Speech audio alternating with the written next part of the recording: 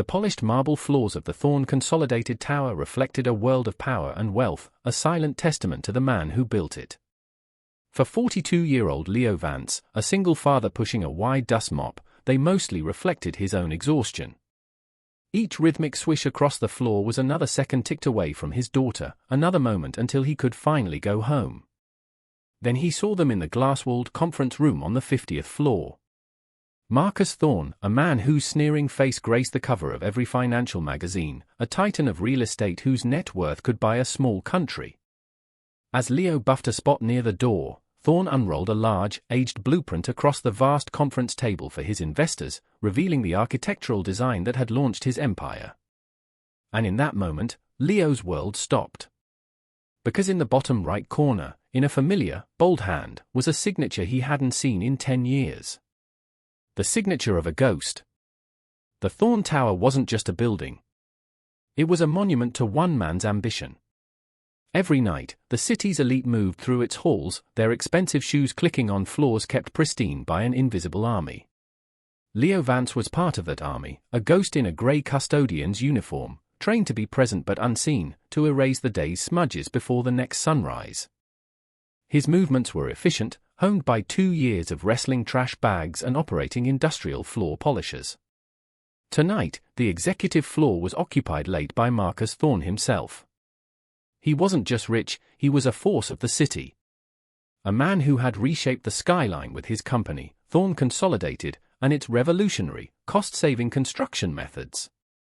He had the kind of brutal arrogance that came from a lifetime of crushing his opposition. His voice, sharp and dismissive, cut through the quiet hum of the building's climate control as he addressed his investors. This, gentlemen, is where it all began. The Leo's Tower. The design that redefined structural integrity and energy efficiency. His tone was commanding, not looking at the blueprint, but at the reflection of his own success in the floor-to-ceiling windows. Leo just kept working, his face a mask of weary neutrality.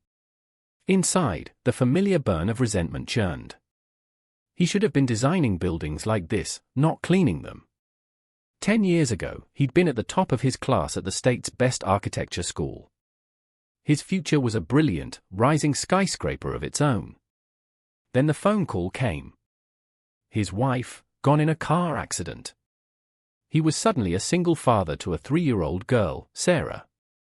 The scholarships covered his tuition, but not the crushing cost of daycare, rent, and a future for his daughter. So Leo had dropped out, trading a world of blueprints and scale models for the tangible reality of a steady paycheck. He took the best-paying job he could find that had night hours, and watched his own dreams fade like a watercolor in the rain. His life was now a loop.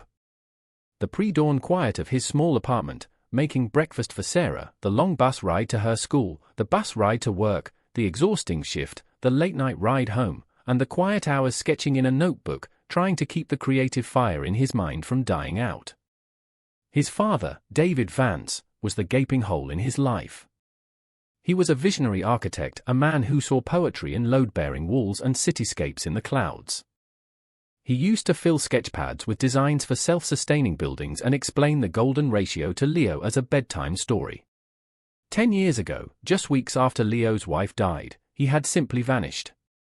One day he was there, excitedly telling Leo he was on the verge of a breakthrough, a new structural design that would make skyscrapers stronger, cheaper, and greener.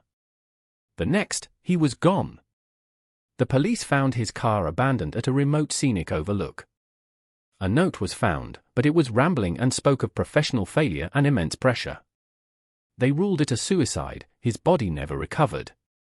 The loss, coming so soon after losing his wife, had shattered Leo. It left him with a gnawing sense of wrongness, a deep-seated refusal to believe the official story. His father was an optimist, a man whose belief in the future was as solid as the foundations he designed. He wouldn't have just given up. Custodian Thorn's voice snapped him back to the present. He gestured impatiently at a small smudge on the glass wall of the conference room. "You missed a spot."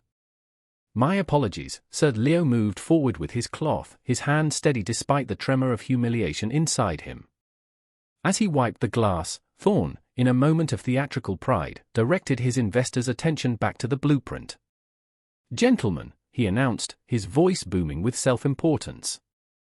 Before we discuss the future of the portfolio, let me show you the past. The very seed of Thorn consolidated. He smoothed the single sheet of drafting paper.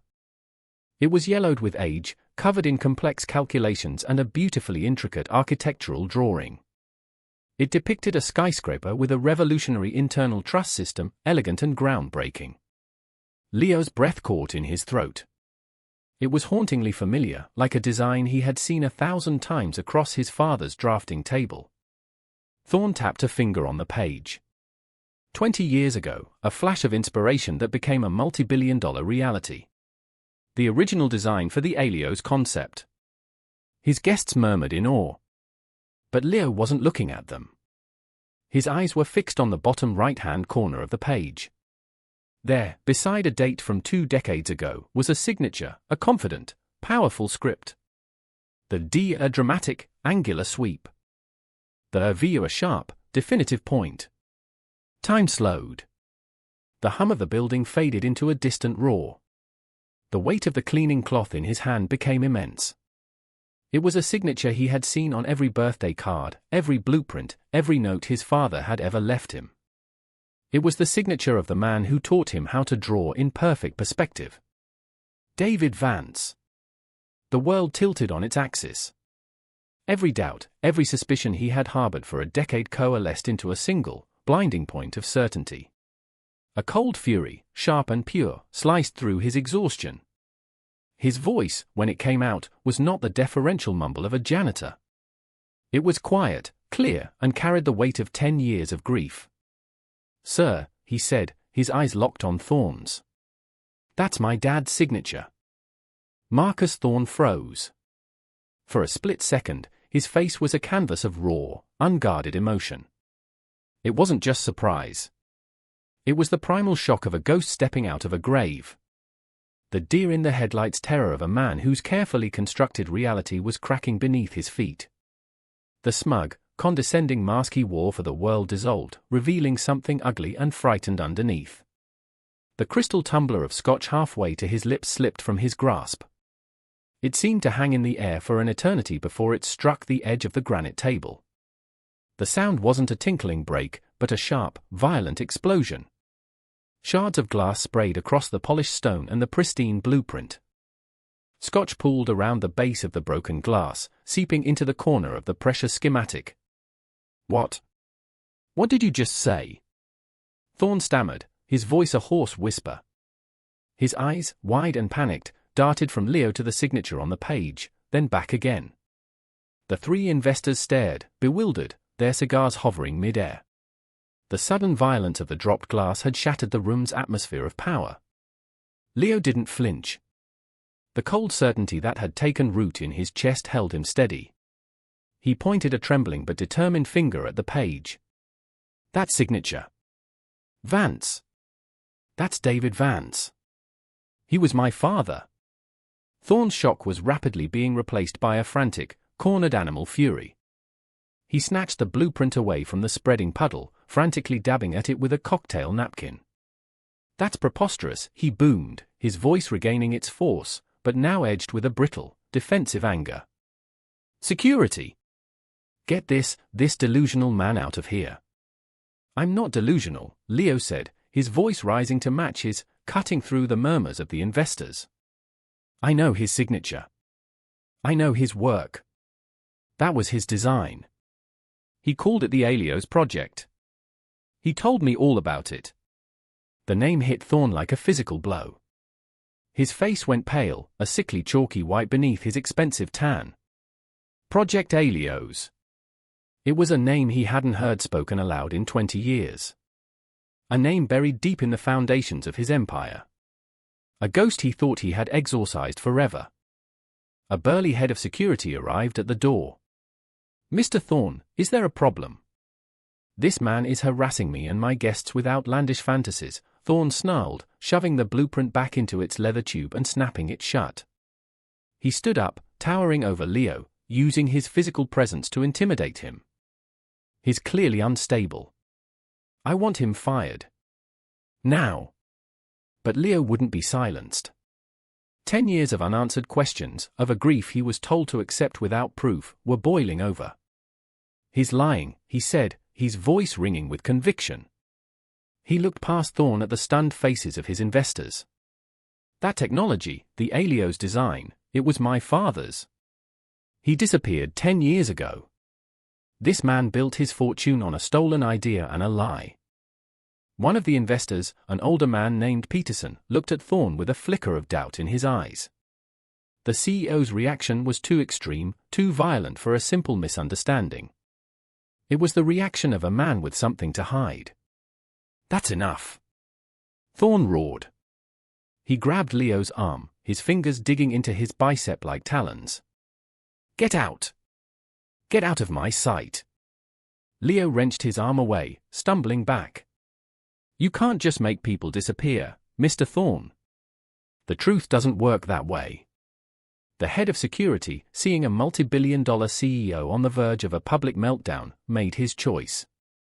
He stepped between them, his body shielding Thorne. "Sir, that's enough.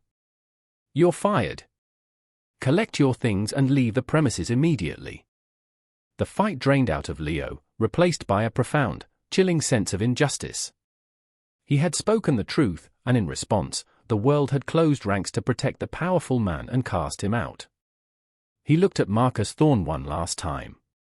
The fear was gone from his face, replaced by a cold, reptilian mask of controlled fury.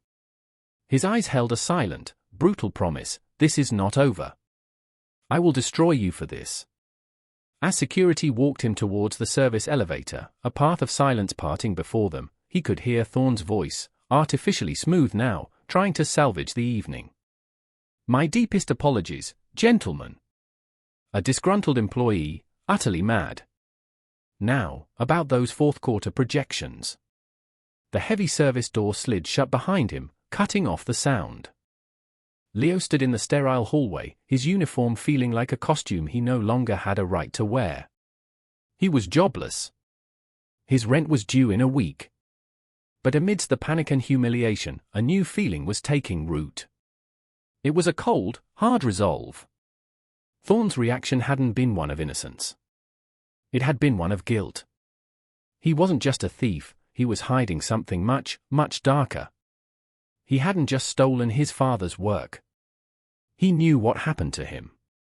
Leo Vance, the single-dad janitor, was gone. In his place stood the son of David Vance, and he had just found his life's new mission, to uncover the truth, no matter the cost. His father hadn't just vanished. He had been erased. And Leo was going to draw him back into existence. The bus ride home was a blur of streetlights and shame. No job, a daughter to support, a powerful enemy. It was an impossible situation. When he finally crept into his small apartment, the only sound was the gentle breathing of his daughter Sarah sleeping in the next room. The sight of her, so small and innocent, sent a fresh wave of panic through him. What had he done? He had traded their fragile stability for a moment of righteous anger. He sank onto the worn sofa, his head in his hands. The scene in the conference room replayed in his mind. The shock on Thorne's face, the venom in his eyes, the name Project Alios. It wasn't a fantasy. It was real. A new thought cut through the despair. For 10 years, he had only had grief and suspicion. Now he had a name, Marcus Thorne, and he had a target. Fueled by a surge of adrenaline that pushed back his exhaustion, Leo went to the hall closet and pulled down a heavy-duty cardboard box labeled simply a DV, designs his heart hammered against his ribs. He sliced through the brittle packing tape and lifted the flap. Inside were dozens of notebooks, filled with his father's dense, intricate handwriting, page after page of calculations, theories, and diagrams. It was his life's work. He spent hours on the floor, unearthing a lost civilization. He found early drafts of the Alios design with notes in the margins. One read, "M.T. thinks the central load-bearing concept is too risky. I know it will work, M.T. Marcus Thorne." Deeper in the box, he found a manila folder. Inside were not blueprints, but photographs. His breath hitched. There was his father, 20 years younger, grinning, his arm slung around a much younger, thinner Marcus Thorne. They were standing outside a small office, a sign behind them reading Vance and Thorne Design Studio. They looked like friends, partners. This betrayal was deeper, more personal than he could have imagined. He kept digging. At the very bottom of the box was a single sheet of paper. It was a carbon copy of a legal document, a partnership dissolution agreement between David Vance and Marcus Thorne. It was dated just 3 weeks before his father disappeared. According to the dense legal text, David Vance was relinquishing all claims to their shared intellectual property, specifically a Project Helios, in exchange for a paltry sum. The document stated the dissolution was due to Mr. Vance's increasingly erratic behavior and professional misconduct. The most chilling part was the signature at the bottom. It was his father's name, but the signature was wrong. It was a crude, clumsy forgery. The bold D was cramped. The sharp V was hesitant and shaky. It looked nothing like the confident signature on the blueprint Thorne had shown off. This was it. The smoking gun. Thorne hadn't just stolen the idea. He had fabricated a legal document to cover his tracks. A cold dread washed over him. The story of his father's suicide suddenly seemed much more sinister. A man about to be robbed of his entire legacy, his reputation destroyed by his partner. Would he fall into despair? Or would he fight back? And what would a ruthless man like Marcus Thorne do to someone who stood in the way of a multi-billion-dollar idea? The thought was so terrifying he felt physically ill. He hadn't just erased his father's name. He had erased his father. Leo carefully gathered the forged document, the photograph, and one of the notebooks. Descending from the attic as the first grey light of dawn broke, Leo felt a profound shift within himself. The fear was still there, but it was overshadowed by a fierce, burning resolve. He had to prove he didn't sign that paper, that he didn't kill himself. And he knew he couldn't do it alone. He needed someone who already knew how to fight giants. He spent the day at the public library, digging into Thorne's past. He found a name, Julia Reyes. 6 years ago, she had been a rising star in financial journalism, known for her fearless exposés on corporate corruption. She had set her sights on Marcus Thorne, publishing a series of articles hinting at irregularities in the founding of his company, citing anonymous sources who spoke of a shadow partner. The blowback was catastrophic. Thorne sued Reyes and her publisher for defamation. Her sources recanted. The publisher, facing bankruptcy, settled, fired Julia, and issued a full retraction. She was professionally ruined. Leo found her current whereabouts through a cynical, rambling financial podcast she now ran from her apartment. He found her address in a gritty part of the city. The woman who answered the door was in her late 30s, with tired eyes that still held a spark of defiant intelligence. "Are you Julia Reyes?" he asked. "Depends," she said, her voice gravelly. "If you're here to sue me, get in line." "My name is Leo Vance," he said. "I read your articles about Marcus Thorne." Her eyes narrowed. "Ancient history. I was wrong. The world said so." She started to close the door. "Wait," Leo said, holding it open. "You weren't wrong. You just didn't have the proof." She studied his face, seeing a desperate seriousness in his eyes. She sighed and opened the door wider. "You've got 5 minutes."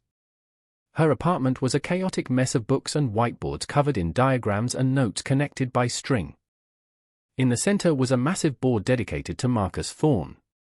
"Let's call it a hobby," Julia muttered. Leo walked to the whiteboard and took out the items from his bag. First, the photograph. "My father, David Vance," he said. Then, the forged agreement. "And this is the document Thorne used to steal his work." Finally, he told her about the blueprint and being fired. Julia was silent for a long moment. She picked up the photo, then the forged document, her trained eye seeing the tells of a fake. She looked at Leo, then at her own whiteboard, where she had scrawled Project Helios. A tidbit from a source who had recanted. "Your father's name for it," she said softly. "Yes," Leo whispered. Julia finally looked at him, the cynicism in her eyes replaced by the ghost of the crusading reporter she used to be. The fire wasn't out, it was just waiting for fuel. "Kid," she said, her voice rough with emotion. "Do you have any idea what you've stumbled into? A man like Thorne doesn't build an empire and leave loose ends. If your father didn't sign that paper, and then he conveniently disappears." "I know," Leo said, his voice trembling. "I think he's alive. I think Thorne hid him somewhere." This wasn't just a story anymore.